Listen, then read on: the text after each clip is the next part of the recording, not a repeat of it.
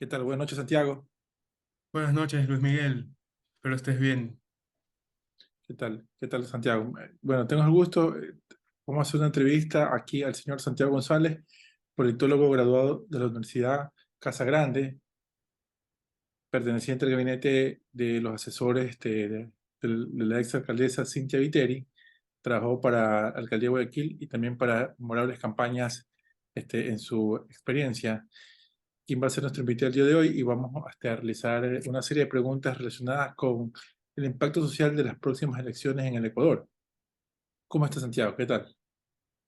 Bien, bien, todo bien. Muchas gracias por la invitación y estoy muy contento de poder ayudarte. Gracias, Santiago. Mira, nuestra primera pregunta es, partiendo de toda la coyuntura, ¿no? ¿Cuál es la importancia de las próximas elecciones en el país para el desarrollo social del Ecuador? Y, bueno, es una buena pregunta. Estas elecciones en realidad son clave, sobre todo porque venimos son 6 años en los que el pueblo ecuatoriano, la sociedad se ha sentido una especie de abandono por parte del Estado central. Es por eso que han tenido que entrar los gobiernos autónomos descentralizados para cubrir esos vacíos que han quedado por el gobierno central y se han ahondado en estos 2 últimos años de una forma muy notoria, no solamente el tema de inseguridad que es no solamente por las encuestas, sino por la sensación que ahora hay en el país, es uno de los temas claves ahorita. eh, y también viene el tema de la confianza en el sistema político ecuatoriano, tanto la presidencia de la República como la Asamblea Nacional están muy deslegitimados, eh, justamente porque la sociedad percibe que no hay avances, no hay avances con las políticas públicas, con los problemas de la sociedad, salud, educación, eh, la entrada a la universidad también, las reducciones de los presupuestos del Estado. Entonces, y de paso, tenemos que el presidente actual, Guillermo Lasso, fue llamado a juicio político y esto fue un hecho sin precedentes en la República del Ecuador, justamente también con la nueva constitución del 2008, bueno, ya no tan nueva, pero es un hecho muy, muy relevante, sobre todo que nos dice que la presidencia de la República como institución está muy deslegitimada, no solamente por el pueblo ecuatoriano, sino también por las mismas instituciones del Estado, los otros poderes. Entonces, que el presidente haya sido llamado a juicio político, más allá de ya los factores jurídicos, es algo muy importante, es algo que deja mucho que desear también de nuestro sistema político, también por la forma en cómo se dio, y luego que parece que fue una herramienta del presidente llamar a la muerte cruzada para poder evitar el enjuiciamiento político y perder sus derechos políticos. Ahora ya solamente eh, se llaman a las elecciones adelantadas y ha estado gobernando por decreto estos últimos días, ha estado firmando decretos de una forma impresionante. Y entonces, justamente, estas elecciones de 2023 son una oportunidad para la clase política, tanto la nueva, que tenemos varias caras nuevas ahorita, como para la tradicional, de tratar de convencer al electorado de cambiar esa percepción que existe. Igual en tu primera pregunta ya lo detallaste, pero quisiera profundizar un poquito más en qué impacto social se espera que tengan los resultados de estas elecciones en la población ecuatoriana.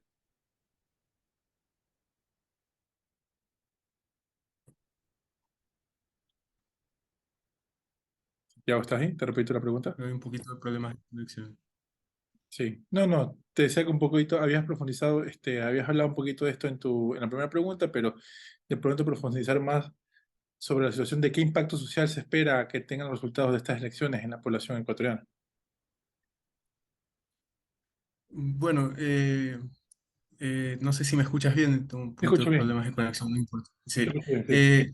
El impacto social, bueno, Yo creo que hoy en día la sociedad ecuatoriana está muy, muy afectada por todo lo que está pasando, la inseguridad la inseguridad, la falta también de seguridad en cuanto al empleo, ha hecho que ha tenido unos efectos muy, muy fuertes sobre el tejido social del Ecuador, eh, y lo podemos ver no solamente eh, como te decía, no solamente las encuestas, que ya las personas incluso dicen que les cuesta confiar en los vecinos, en las otras personas del país, eh, sino también en lo que nosotros sentimos como ciudadanos y residentes del país. Ya eh, justamente el tema de que ya no queremos salir tanto a las calles, no queremos exponernos tanto porque sentimos que cada vez que salimos de la casa nos estamos exponiendo, así estemos en el carro, incluso hablando de Guayaquil, incluso cuando ya uno está en San Borondón, ya no siente esa sensación de seguridad que había antes, que uno iba en San Borondón y pensaba que no iba a pasar nada y ahora vemos que hay mucho crimen violento. Las cifras de crimen violento son alarmantes. Solamente en los primeros 3 meses del país ya los robos violentos superaron la cifra de los 1100, según Fiscalía. Entonces, eh, eh, estas elecciones, en realidad, como decían que manejarlas los candidatos y sus equipos es una oportunidad para que la sociedad ecuatoriana recupere esa confianza que existía entre ellos mismos y es una oportunidad también para reconstruir las personas, o sea, los personajes que queden electos para en estos comicios. Solo van a gobernar por año y medio, igual en año y medio algo, o sea, algo pueden sacar adelante y algo de esperanza pueden devolver y algo también de ya sentir que, que las instituciones del Estado están haciendo algo, tanto como la presidencia como la Asamblea Nacional, porque como te mencionaba, ya hay una sensación de que estamos abandonados por estas instituciones, de que ellos no se preocupan por nosotros o no hacen nada al respecto, a pesar de que en sus redes sociales, en sus canales de comunicación dicen que sí, que han mejorado cifras, han reducido el desempleo y cosas así. Entonces, estas elecciones, quizás el impacto es grande, no sé si muy profundo, pero es grande porque es una oportunidad de darle un giro a la situación que vive en el país, que no es que se va a mejorar mágicamente en un año y medio, pero algo se puede empezar a hacer al respecto y sobre todo entregarle esa sensación a la sociedad ecuatoriana de que las instituciones del Estado ahora sí están trabajando para corregir estos males que hay ahorita en la sociedad. Ah, perfecto. Has hablado del abandono y la inseguridad. Entonces, partiendo de esto, ¿cuáles crees que serán los principales problemas sociales que los candidatos o partidos abordarán en sus campañas?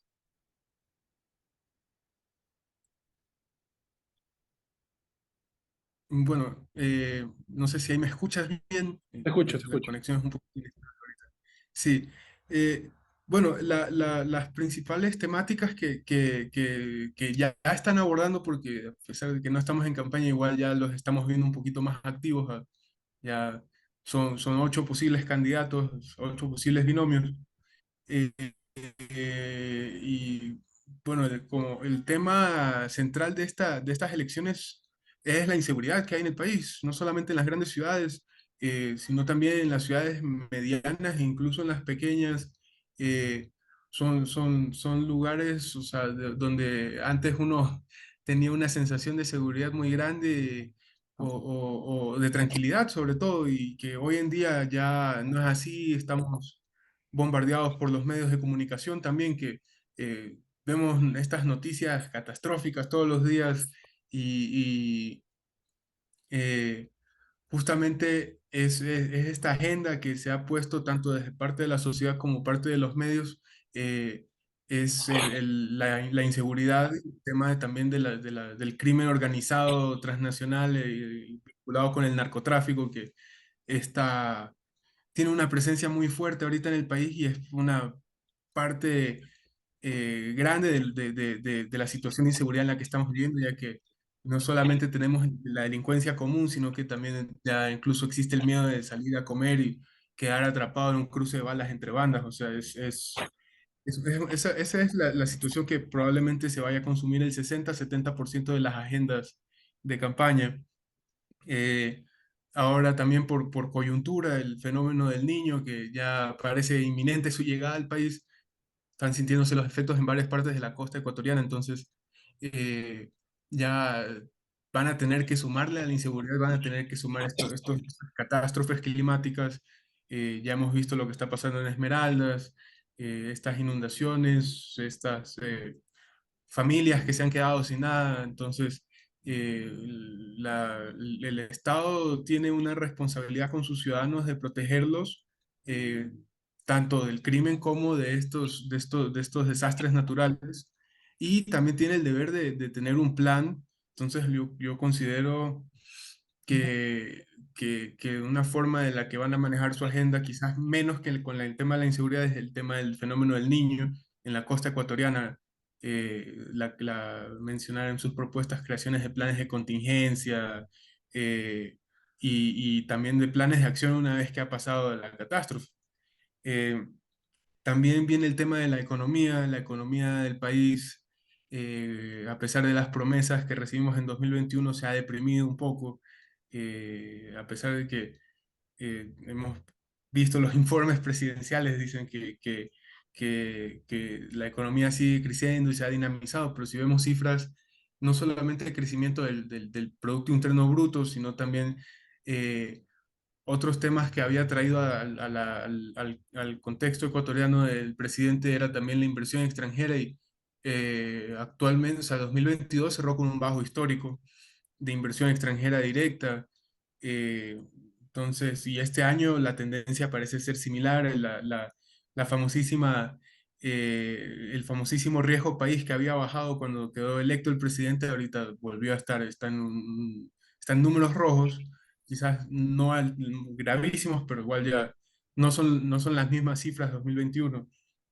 Eh, y justamente de la economía viene ligado al tema del empleo. Si hay 4,4% de desempleo según el INEC, la última encuesta, pero ¿qué nos dicen del empleo pleno, por ejemplo? El empleo pleno representa cerca del 36% de la población económicamente activa. El resto, aproximadamente el 50%, se encuentra en subempleo y en otros tipos de empleo no pleno, que eso quiere decir que no tienen acceso a la seguridad social, no tienen acceso a los beneficios por ley en cuanto a salarios, e incluso puede que sus jornadas laborales no sean remuneradas de acuerdo con el mínimo de la ley, por lo menos. Entonces, eh, y sumado ahora también a este tema también de las personas que están en relación de dependencia formal, eh, tienen esta sensación de zozobra, quizás de que en cualquier momento los pueden despedir y ni siquiera les van a dar una liquidación. Entonces, ese va a ser otro tema porque la economía, como te decía, se ha ralentizado un poco y es necesario que se resuelva un poco también el tema de la inseguridad para que la economía también otra vez vuelva a dinamizarse y la gente consuma un poco más. Entonces yo creería que va a ir por ahí el tema de las agendas de los candidatos.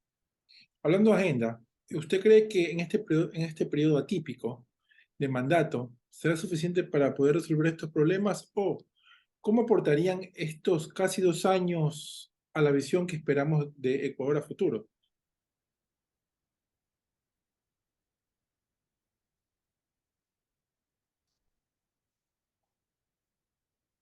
Perdón, se cortó un poco. ¿Podrías repetirme la Ya, sí, pregunta? sí, no hay problema. ¿Usted cree que en este periodo atípico de mandato será suficiente para poder resolver estos problemas o cómo aportarían estos casi 2 años a la visión que esperamos de Ecuador a futuro? O sea, yo creo que puede aportar a dar, a entregar un poco más de esperanza, y de recuperar un poco la confianza de la sociedad ecuatoriana hacia las instituciones del Estado. Yo creo que Eso es lo clave de este año y medio, o sea, como que lo que podría ser un resultado positivo de esto. Eh, Sin embargo, o sea, en un año y medio para un país, y a pesar de que no somos un país muy grande, igual somos 18 millones de habitantes, un año y medio resolver problemas que se han venido ahondando desde hace 6 o más años. eh, en año y medio lo que puedes hacer es empezar a dar los primeros pasos, y justamente con que ya porque justamente los dos gobiernos que hemos tenido anteriormente han dejado el estándar muy bajo, por así decirlo. Entonces, con que supere ese estándar bajo, ya podría haber un impacto positivo en cuanto a las expectativas de la sociedad ecuatoriana con respecto al futuro del país.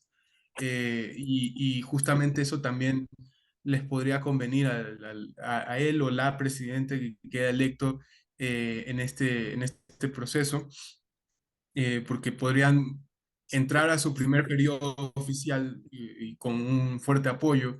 Este periodo de año y medio en realidad es clave para empezar a poner los cimientos del cambio, de un cambio positivo que pueda reducir también la sensación, esta sensación de inseguridad, de que pueda reducir los crímenes violentos, que pueda dar más seguridad a las personas que quieren mejorar su economía. eh, entonces, y también ya viene el tema de que hemos visto que en los últimos años se han reducido los presupuestos en salud, en educación. Hemos visto noticias de hospitales públicos sin medicina. Entonces, con que esta situación se empiece a mejorar un poco, puede restaurar un poco, no en una forma muy grande, pero un poco la confianza de los ecuatorianos en sus instituciones. Entonces, ese podría ser como que el cambio. Resolver los problemas del país, si te soy sincero, puede tomar hasta décadas, que es un poquito triste, pero sí, son décadas de reformas y de trabajo continuo, en realidad, que es lo que cambia eh, al país. Y el tema de la inseguridad ha estado, o sea, ha estado muy profundo en el tejido social ecuatoriano, tanto así que, o sea, que incluso ya estas historias de que ahora mi vecino de repente ya tiene mucho dinero y quién sabe con quién se está juntando, ya se empiezan a escuchar más. Entonces como que está esta percepción de que el crimen organizado está en muchas esferas de la sociedad ecuatoriana. Entonces, ir cortando ese crimen organizado de estos niveles de las esferas sociales también es un trabajo duro, un trabajo de años y un trabajo que incluso necesita un poco de coordinación internacional también. Perfecto. Y en relación un poquito a las reglas del juego, ¿no? Hablando un poquito de qué opinas sobre la oferta de candidatos. Entendemos, hay caras nuevas, otras que ya conocemos, pero al final son los actores que contribuyen a la democracia. Entonces, sobre esta nueva tanda que existe, esta gran papeleta que tenemos nosotros, ¿qué opinas de todos estos postulantes que hay? ¿Es beneficioso socialmente o crees que se debería reducir la cantidad de personas o incluso dar las oportunidades a nuevos candidatos? Bueno, es una pregunta muy interesante la que planteas. Justamente está el principio constitucional de la participación política. No se le puede negar a los ciudadanos ecuatorianos que cumplan los requisitos. Eh, entonces, este tema de reducir las candidaturas tampoco es viable, y es una pregunta muy interesante porque nos solemos decir en discusiones entre compañeros, entre amigos, entre familiares, no, que tenemos 8, tenemos 14 candidatos y eso va a hacer que se disperse el voto, pero en realidad, si se revisan las tendencias, por lo general, el voto se suele concentrar entre los primeros tres y primeros cuatro candidatos en cuanto a aceptación y apoyo. Ya a partir del quinto candidato, la dispersión, o sea, sacan porcentajes mínimos, 1 punto algo. O 0,8 y 0,5 y así. Entonces, en realidad, lo que sí pasa es que a veces llegan estas caras nuevas, como fue el caso de Javier Herbas en 2021, que bueno, él se está postulando otra vez.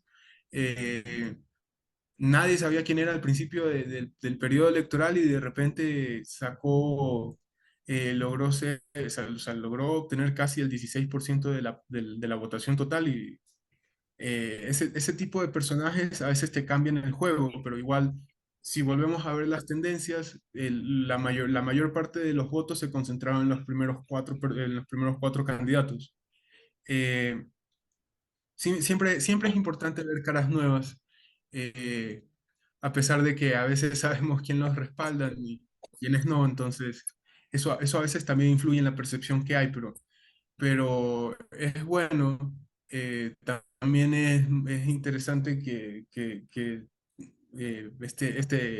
en este periodo electoral hayan obligado a los binomios a que respeten la paridad de género. eh, entonces, o sea, ya hay una mayor oportunidad de participación política de las mujeres, a pesar de que, bueno, solo tenemos una candidata presidencial, que es González de RC5. Eh, entonces, las caras nuevas igual siempre, eh, pues, a veces, o sea, siempre suelen dar un poco más de esperanza y también el tema de que sí es posible acceder a la participación política como representante, a pesar de que, bueno, luego a la hora de la votación a veces no llegan ni siquiera al porcentaje que esperaban llegar, pero es bueno porque también muestra cómo se va renovando. eh, se va renovando el escenario político, ya no podemos decir que son ya personas mayores, o sea, entradas en edad que ya no nos representan. Son personas que están en un rango de edad, o sea, eh, entre los 60 y los 40 años aproximadamente. Entonces, eso también da un cambio de percepción. Sin embargo, o sea, tenemos también candidatos que, a pesar de que son caras nuevas, nos dan la sensación de que son respaldados por los mismos de siempre. Entonces eso también puede beneficiarles como puede afectarles. Sabemos que hay candidatos que han recibido respaldos y que justamente ese respaldo fue su techo electoral en elecciones pasadas y, eh, eso nos permite también ver cómo en realidad a veces no termina de cambiar del todo igual el escenario político. Entonces, eso me parece que es importante destacar de estas nuevas candidaturas, de que la mayoría son nuevos, a pesar de que algunos dan la sensación de que están respaldados por los mismos de siempre. Sí, hablamos un poquito de novedad, ¿no? Y no solamente las candidaturas caras. También es la primera vez que se llama muerte cruzada. Y es la primera vez que el país afronta este proceso desde el lado de la democracia. Entonces, ¿cómo crees, desde tu punto de vista, desde tu expertise, cómo crees que se va desarrollando las elecciones hasta ahora? Socialmente hemos estado preparados para enfrentar un tema de esta índole. ¿Cómo crees que va en todos los aspectos? De la parte organizacional, tiempo. Eh, bueno, yo creo que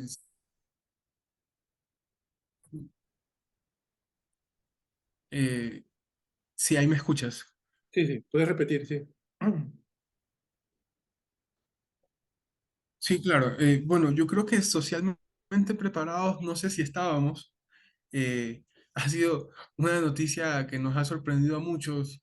Igual creo que el presidente se colgó también de la baja popularidad que tiene la Asamblea entre los ecuatorianos. Las últimas encuestas ponían entre 8 y 10% de aceptación en la población, o sea, en apenas eh, poco menos de 2 años en funciones. Entonces, eh, él justamente aprovechó eso y sí. Fue un poco un shock, pero también yo considero que hubo una especie de alegría en parte de la sociedad, se vio en las tendencias en redes sociales, se vio un poco también en las discusiones que habían, de que al fin los mandaron a casa, era una de las cosas que más escuchábamos, mandaron a todos esos vagos a su casa, porque la asamblea, esta corte de la asamblea ha dado una percepción a la sociedad ecuatoriana de que en realidad se están ganando el sueldo sin hacer mayor cosa, a pesar de que hacen debates y todo, pero luego uno entra a la lista que está publicada ahí en el registro oficial o en estas ONGs que supervisan a la asamblea y vemos que tienen debates sobre cosas que quizás son un poco intrascendentes en el momento, o sea, en la situación, en la coyuntura en la que nos encontramos ahorita. Entonces, eh, eso ha sido como que de lo que el presidente se pudo valer para poder enviar a la Asamblea a muerte cruzada, llamarla muerte cruzada. Y bueno, y justamente lo que es bien interesante de este proceso electoral es que desde 2008, que se aprobó la constitución actual de la República, al día de hoy, nunca se hizo un reglamento sobre cómo aplicar sobre cómo es la aplicación en la vida real, por así decirlo, de la muerte cruzada.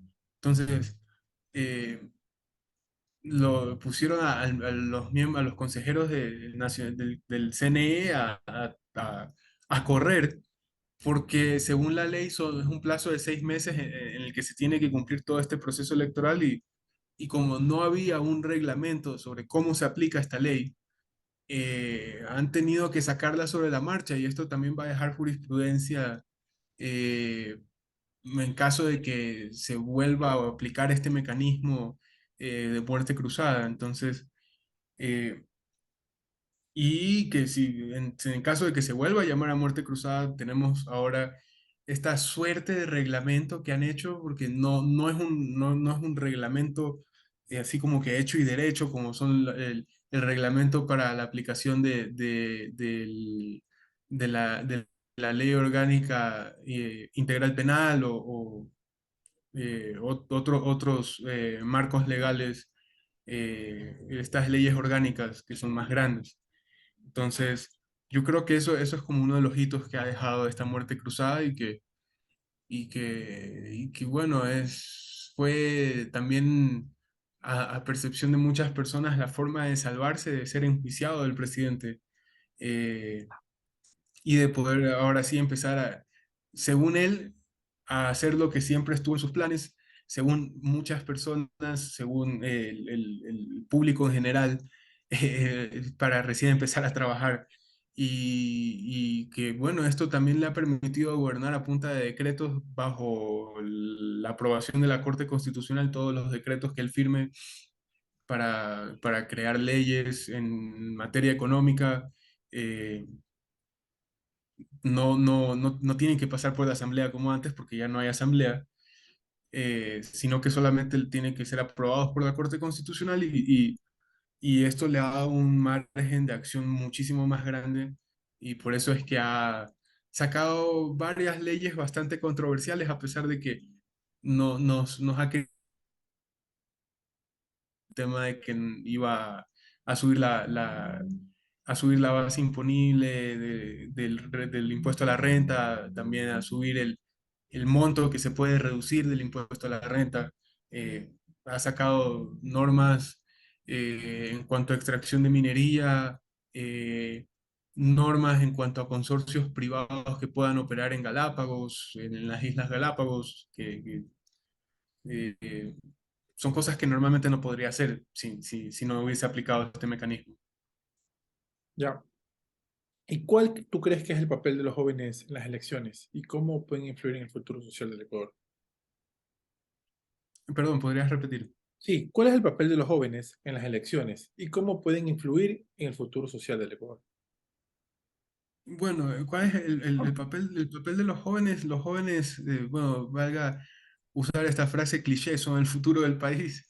Eh, ellos ahorita representan una porción relevante del electorado, son 35, 40%, si no me falla la memoria, del último padrón, que es el que se está utilizando para estas elecciones. Eh, entonces son una porción importante de la sociedad y son un segmento poblacional que te puede dar la vuelta a elecciones, te puede colocar bancadas, o sea, bancadas en la asamblea, y te puede sentar al nuevo o nueva presidente de la República.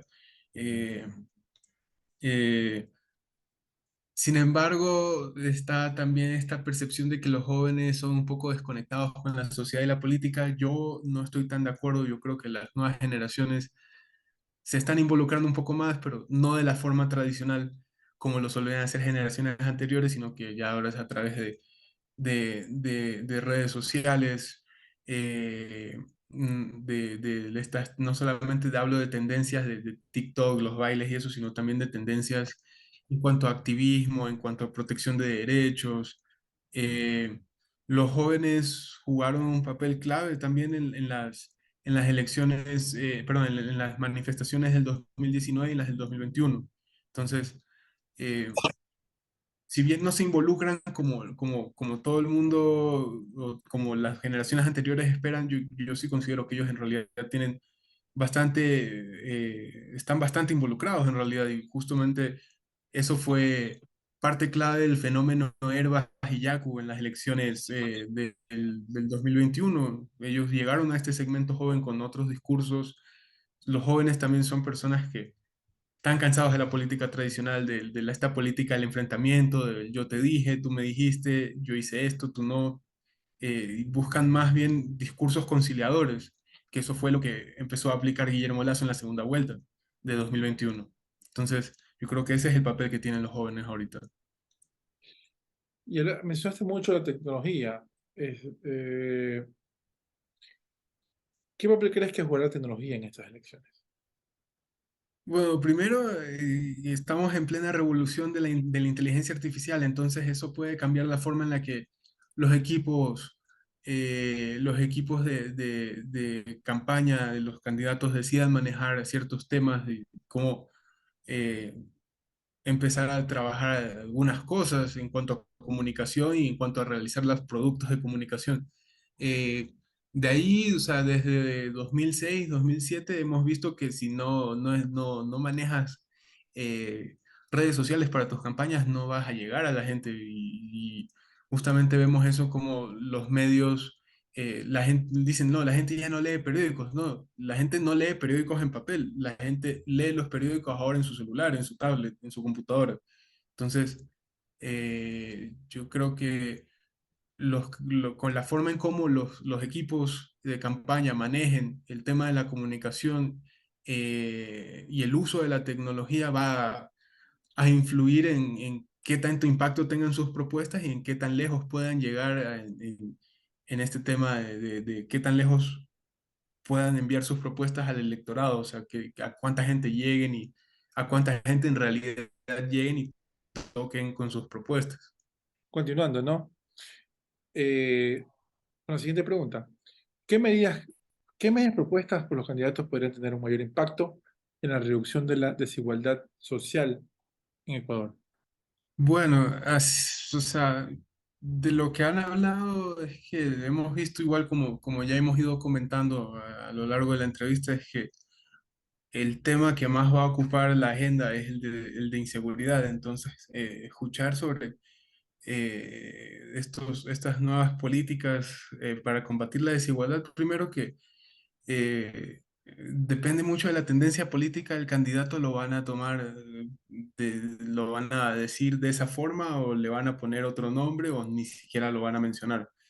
Eh, Van a tener también distintas estrategias, otros están más apegados a estos enfoques neoclásicos de la economía que dicen que a medida de, o sea, liberalizando el comercio y sobre todo enfocándose hacia el comercio exterior, le va a haber un efecto de derrame de las esferas más altas de la sociedad, de las élites económicas hacia las partes más bajas. Entonces dicen que así se combate el tema de la pobreza y de la desigualdad. No lo mencionan tanto, pero que indirectamente.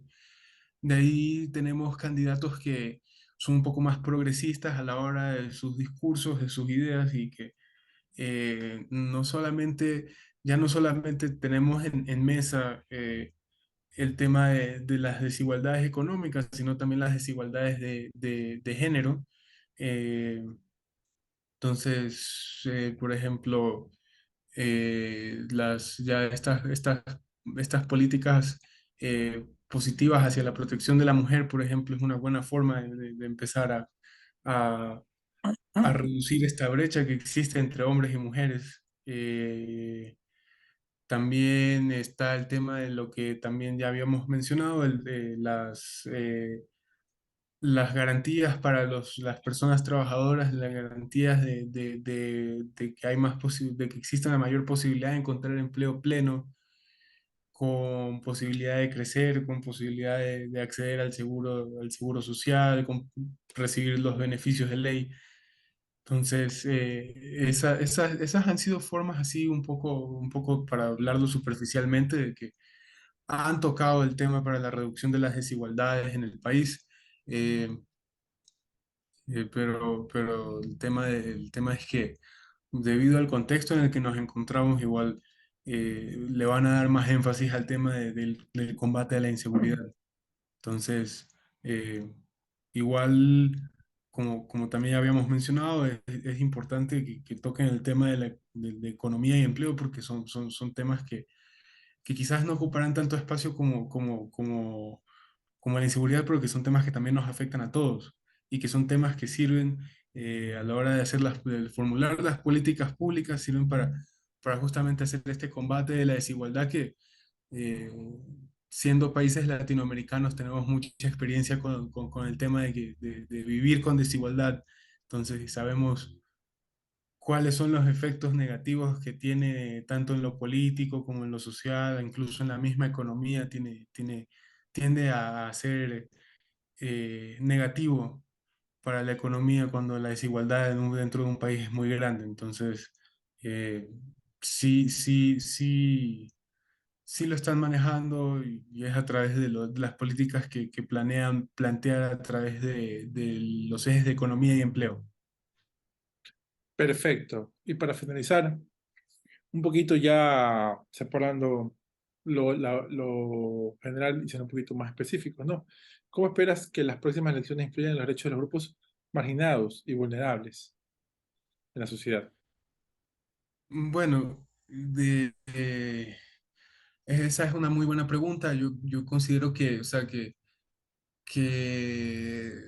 nosotros igual como país todavía estamos todavía en una etapa muy material en el sentido en que los principales problemas del país no son temas culturales como pasan como pasa en Estados Unidos o como pasa en Europa Occidental, sino que tenemos problemas económicos, de empleo, de desigualdad, entonces o sea, nuestros principales grupos marginados son las personas en situación de pobreza y en situación de pobreza extrema, y que de ahí, a medida que uno empieza a ver con una lupa este asunto de la pobreza y la pobreza extrema del Ecuador, empezamos a ver que dentro de esa pobreza hay incluso más brechas de etnia.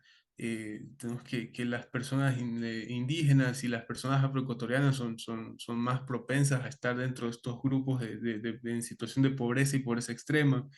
Eh, También como ya habíamos conversado un poco en la pregunta anterior, el tema del género, las desigualdades económicas son más fuertes para las mujeres, sobre todo por ese rol que se les ha asignado de administradoras del hogar.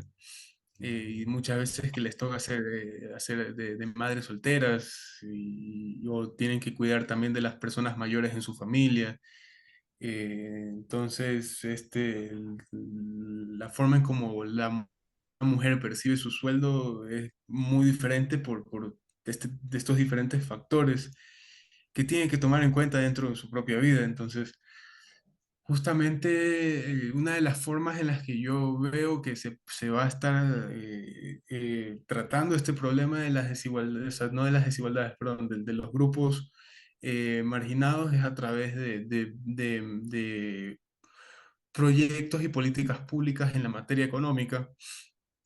Eh, Vamos a ver, también dependerá mucho de la tendencia política de quien quede presidente o presidenta y la forma en cómo construyan su gabinete ministerial, porque también dependiendo de los perfiles que tengan dentro de sus gabinetes ministeriales, la forma en la que estas políticas públicas y proyectos se ejecutan, va a ser de una forma u otra, como hemos visto ahorita que ha sido un gabinete ministerial con una tendencia un poco más conservadora, a pesar de que estaba la Secretaría de la Protección de la Mujer y de los Derechos de la Mujer. Vimos que igual fue una institución que estaba muy restringido su rango de acción, ya sea por presupuesto o por temas incluso políticos dentro del mismo partido y el mismo gabinete. Entonces, eh, quizás si el gabinete tiene personas con la preparación técnica y con la perspectiva adecuada, en el sentido de perspectivas de combate de la pobreza, de la desigualdad, de la desigualdad de género, de los problemas raciales, que a pesar de que la inseguridad no nos deja ver los problemas raciales en Ecuador también son un tema muy serio, un tema de toda la historia del país, de hecho. Entonces, eh, depende mucho del enfoque que vayan a tener estos nuevos ministros y sus equipos de trabajo, de cómo va a impactar. Igual como también ya habíamos mencionado anteriormente, año y medio no es suficiente tiempo para resolver estos problemas que son problemas estructurales. No son problemas de coyuntura, no son problemas de hoy, sino que son problemas que se han venido creando a lo largo de décadas de la historia del país. Entonces requiere no solamente un buen equipo de trabajo, sino también los recursos y el tiempo para poder ejecutar esas políticas y que se sostengan durante décadas, incluso para poder tener un impacto positivo en estos grupos históricamente marginados. Qué bueno, qué buen aporte y qué gran deducción de cada una de estas preguntas. Santiago, en serio te agradezco mucho por tu participación. Gracias por colaborarnos a esta entrevista. Y concluimos nuestra entrevista aquí con esta última pregunta y la que diste. Estamos súper agradecidos por tu participación. No, muchas gracias a ti, Luis Miguel, por la invitación y un gusto poder ayudarte. Agradecemos mucho. Te mandamos un fuerte abrazo. Listo, igualmente. Gracias, Gracias. Luis Miguel. Chao. Cuídate.